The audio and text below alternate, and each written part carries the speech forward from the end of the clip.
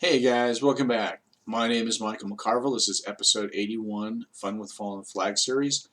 We're going to do another novice kit build just because I had a few of those set aside. And this is going to follow on the last episode, episode 80, when we did a yard storage building. So this is going to be a yard office, so this is going to kind of go in that same theme. This is a American Model Builders Kit number 709, as you can see in the photo, and very similar construction. We're going to do Titebond III glue, the waterproof version of the Titebond glue, paper roofing with the 3M Super 77. I'm going to put all this information in the notes. White structure, black trim, pretty straightforward. A little complexity on the stairs, but it is going to be a interesting kit build. So this would be a really good kit build for anybody who has never built a laser cut basswood or wood structure, and there is a little complexity to it, but I don't think this is too advanced that any novice couldn't handle this.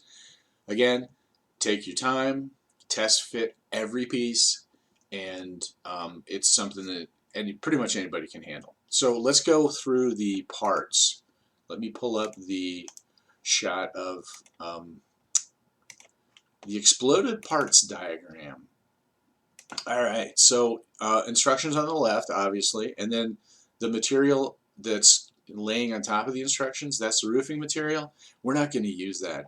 It was kind of a vinyl material on the outside. I wasn't sure how the paint was going to attach to that, and we're going to use something that's actually easier to do, and we're going to use resume paper, cut it in strips, and then we're going to just paint that with craft paint.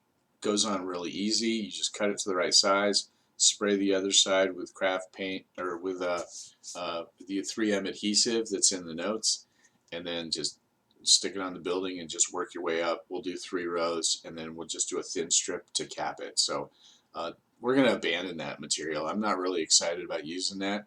I may try that on a different building, but on this one, I kind of want to do I don't want to tear that stuff off and then have to put on something new on top of it. So other than that, the material is pretty straightforward. There's the 4 walls you can plainly see. There's roof in the parts sheet. Just directly above that is the 2 roof panels, and then there's a little coal shed on the side of it, the structure, which is really kind of cool. And that goes on the side of it, and then those parts are on that sheet too.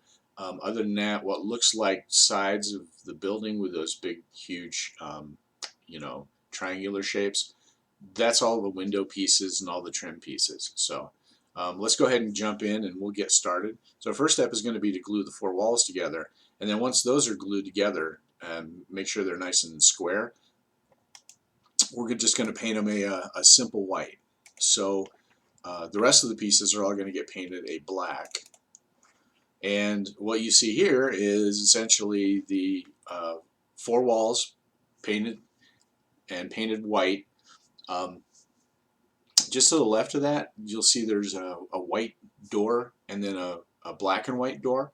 That's essentially all we're going to do, is take the backs of the doors, paint those white, just so we can get kind of a 2-tone on the doors, and it'll look pretty cool. And then there's a black piece that goes on top of the white piece. So those 2 pieces. So one of the doors is assembled, the other one is just to show you kind of what that looks like. Everything else gets painted black. The roof section all around the underside is painted black, and all the window sections and everything else, the trim and all that other stuff, is painted black. Up in the right, that is the tissue paper that's kind of underneath the acetate window material. So that's the material we're going to put on top of the windows. Now all the material gets sandwiched together. It's adhesive in layers. So we build up the glass, and then the window section, and then the window on top of that, and then the window frame. So this structure actually has 2 windows, one that has the smaller panes in it, and then the exact same type of fixture flipped around so that there's panes on the bottom. So I opted to actually not use all of the window panes so that it's a big, huge window on the bottom side and then the smaller panes on the top. And the reason for doing that is two. Number one, I didn't feel I really needed to use all of those, and I can use those in a different kit later on. Number two, if I'm going to detail the interior on this thing, then the window panes on the bottom that are open are easier to see into. The structure doesn't have anything underneath it. So it would be really easy to take the structure and then just slide it down over a interior and then light it as well. So since I haven't decided if I'm going to do an interior or not on it, at this point it's just going to be those type of windows, and then we'll get to the next couple of steps. So let's jump next to the view of what the outside looks like. So now you can see both doors are assembled, and then those big triangular shapes and those big square shapes that are on the trim sheet, those are actually the trim, but the trim is actually in one solid piece for the front or the side, which is really nice because you don't have to sit there and line everything up. The pieces on this Laserkit actually go together really, really well. So the front door is in, and the door frame trim around it is also in place, and then all of the exterior trim on the corners are in place as well. Now the fronts overhang a little bit onto the sides, so it's best to line the sides up and make sure they're right flush with the edge, and then put the front and back piece on, because they will overlap a little bit. So moving on. Let's take a look at the front. Now you can see what I did with the windows. I left the bottom half open. Now if you want the bottom half of the windows to look exactly the same as the top, they have material in there for that. I opted not to do that. I kind of like the look of the windows here, but if you like the windows on the top and the bottom, if you want those to appear the same, then go ahead and add that extra piece. So anyway, I think you know what I'm saying. I think you know what I'm trying to say. This picture, if you look towards the bottom, you can see there's 4 boards that go inside on the bottom of this structure, and that's the foundation. And all I did was I painted that with the craft paint that's kind of a light gray. It makes a really good look for the foundation, and I really like it. So I think I found my concrete color that I'm going to stick with. So I've tried probably 6 different types of gray, some weathered, some not, some stained, and this one looks really good. And if you add a little bit of coloring on the bottom like we did on the episode 80, it looks fantastic. So anyway, the foundation is in place. Those 4 boards are assembled and glued on. Let's move on to the roof. So it's 2 simple panels. They just interlock at the top, you can see, and then the tabs glue. Now I put a little bit of glue on the top, but I essentially flipped it over, and then using a long dowel, I applied glue to the seams all around the where the roof panels meet the sidewalls. So that's essentially how I got it attached. A little bit of glue on the tabs, not very much. I didn't want it to ooze out, and I knew if I glued it on the inside it was going to be rock solid. So this structure is actually fairly sturdy, considering how small and light it is. This kit comes with 1 casting, and that is the casting for the chimney. And this is an extreme close-up of the chimney. You can see that I didn't use any mortar color on it. I just used black. And I think this does 2 things. Number 1, it really makes the bricks stand out. And number 2, not all the chimneys look the same. So I've got multiple types of style of chimneys that I'm going to use. Now this is just a alcohol, 91% isopropyl alcohol, and India ink mix, about a 10-to-1, maybe a little bit thinner.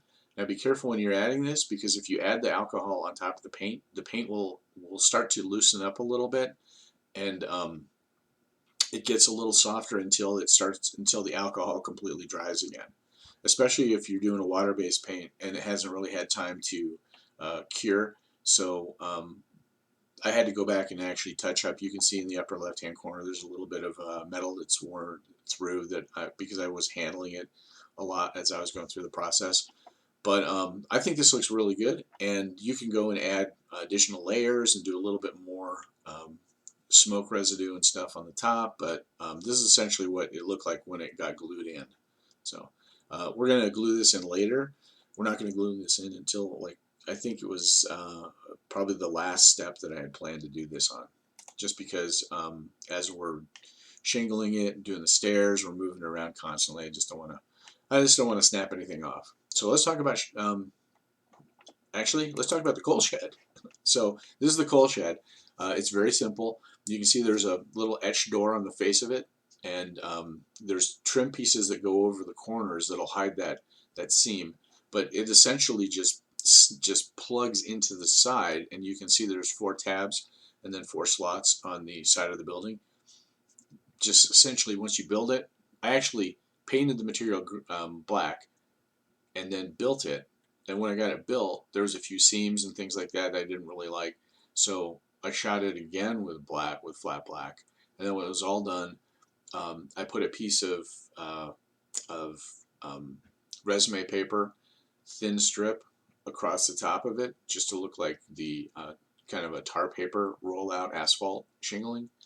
And then painted that a different roofing gray color, and then glued it in place. So let's talk about the roofing.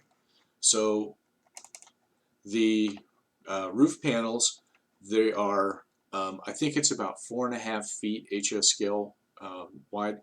So it's essentially a 1/2 inch strip in actual large US scale, non-HO scale.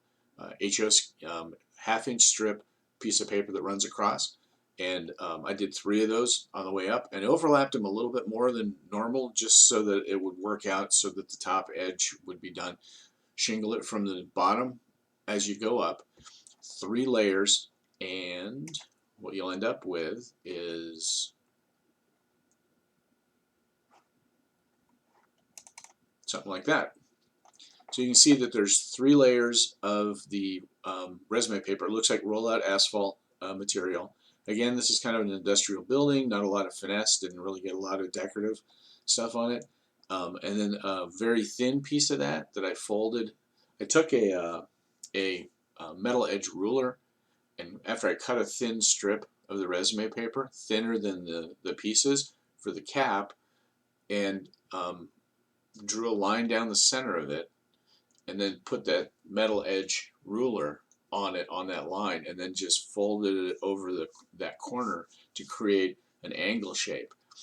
And what we end up with is a piece that's on there. Now all of this stuff gets glued on with that 3M Super 77 adhesive. It's a spray adhesive, comes in a big can. I've used it on a ton of other projects that is in previous videos. So once you get that on there, and practice if you want on something else, but once you get it on there, it doesn't really have a lot of chance to move around, so you want to get it lined up pretty good, and you just layer it up so that there's 3 layers and then a cap piece. It's really pretty simple, especially on a small roof like this. This is a good project to get it started with. If you want to, you can do 3 lines and draw that on there with a straight edge and a pencil on the roof, but since I've done it before, and there's only 3, you kind of have the bottom edge to line it up with, the top edge to line it up with. You're really only worried about aligning up the middle piece.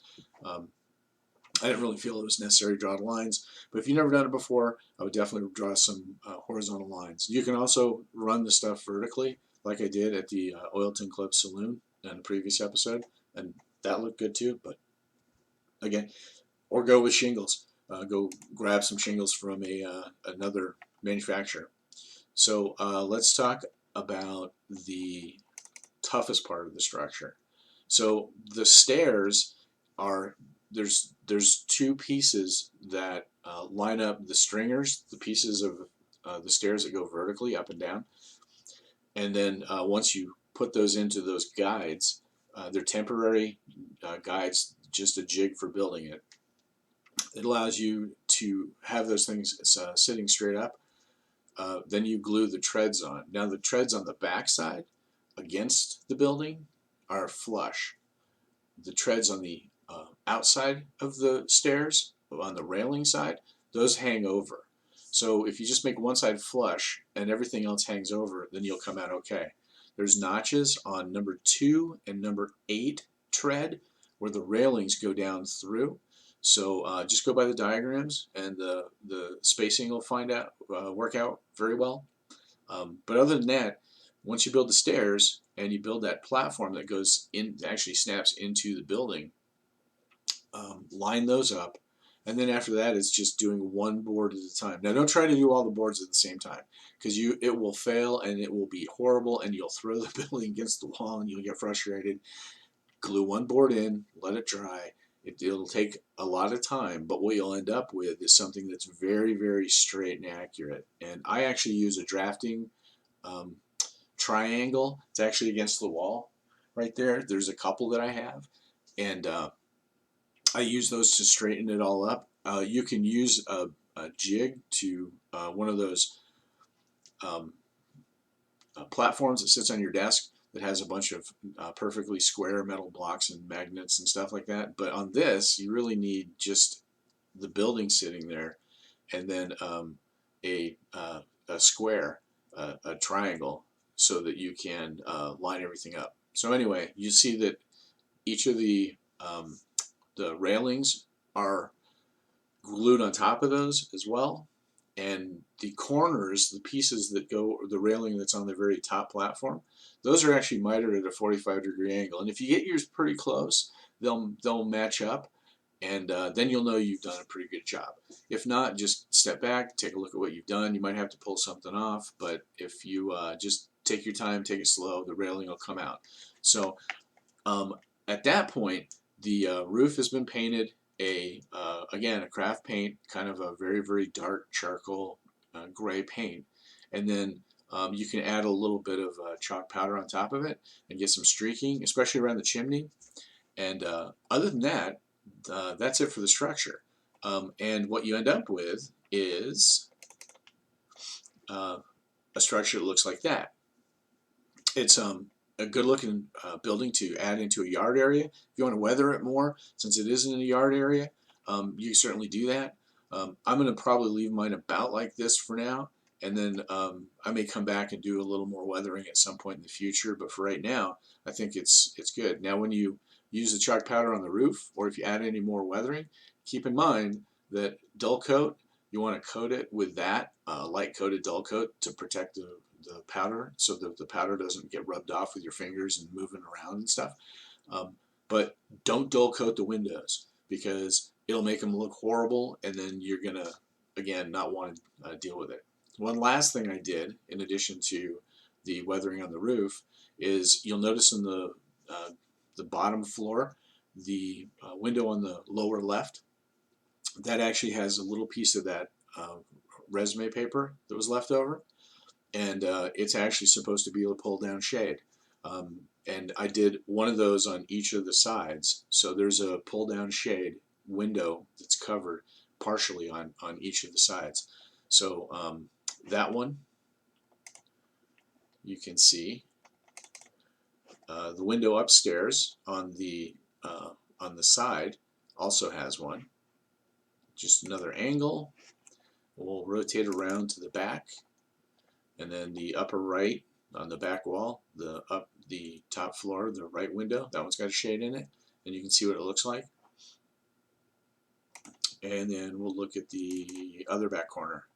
So you can see some of the boards look like they're somewhat painted. I'll probably go back and touch some of that up. I just haven't decided what exactly I want the railing to look like, if I want it to look like it's painted or just weathered. So at this point, it's going to stay like that probably for a while. So gives a little bit of variety to the wood. and let's see. So straight on, there's the front shot. You can actually see through the windows, except for the one window on the top floor left, bottom floor left. And then the back. So that's what it looks like straight on from the back. So it's a cool little kit. I really like it. I initially had planned to do this as a commission piece and offer it to some people. It turned out really well, and now I'm not sure if I'm going to get rid of it or not, or if I'm going to keep it. So we'll see. It may end up on a layout. It'll probably end up on a few photos, but for right now, it's going to probably not get up and end up getting offered to anybody. So I'm going to keep it for a little bit. I appreciate you guys watching. The Patreon support page link is in the notes, as is the YouTube channel and the Facebook group. So feel free to jump out and subscribe to those. And I appreciate you guys watching, and I will see you guys on episode 82. Thanks, you guys, and have a good day.